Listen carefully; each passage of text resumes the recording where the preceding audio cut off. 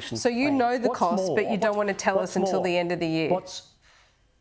What's more, I clarified last Friday that the economics will be released in two parts.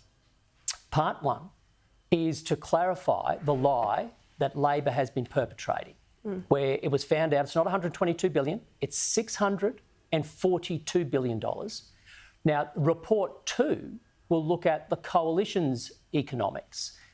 That report is now being finalised, and you won't have to wait long because the end of the year is near, and we will deliver as we have promised. And what you will see is it will certainly be a cheaper grid under the coalition, because we've learned from overseas. We've seen it right across the world. Labor is trying to go all renewables, not an economy in the world, no advanced economy in the world is trying to even do what Labor's trying to do, because it doesn't work, because the costs are extraordinary, which is why we are seeing households having the highest degree of hardship arrangements with retailers ever in our history.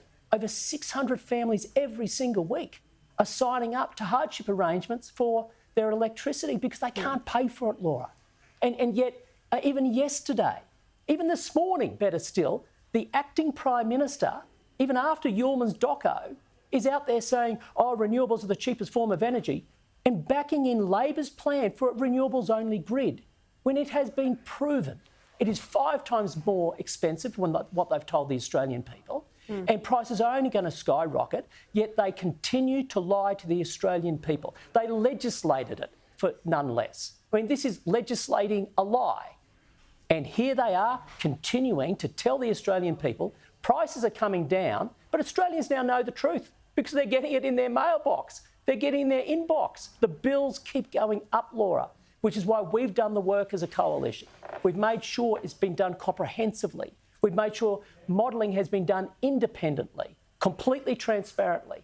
Since Friday, when that modelling came out, Labor Party has not challenged the numbers because they know it's true that Chris Bowen has been lying to the Australian people. It's 5 times more expensive than what he's been telling the Australian people. And Chris Uhlmann crystallised that last night.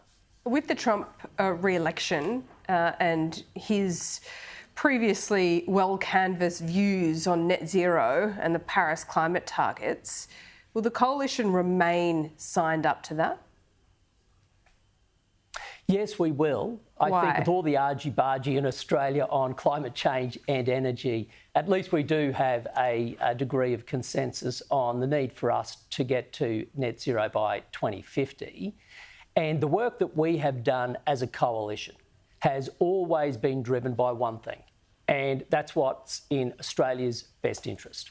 Come 2050, we need an Australia that is still rich, strong, and fiercely independent. Can we do that while decarbonising? Yes, we can, but it requires a balanced energy mix. And that mix must include zero emissions nuclear energy. That's what's happening around the world, by the way. Labor's approach, we're isolated. No one else is trying this around the world because it's going to leave Australia poor, weak and dependent on foreign powers. That's not the future we want. Ted O'Brien, we're right out of time. We'll speak to you again soon, no doubt. Thanks so much. Thanks very much, Laura. Thanks for your time.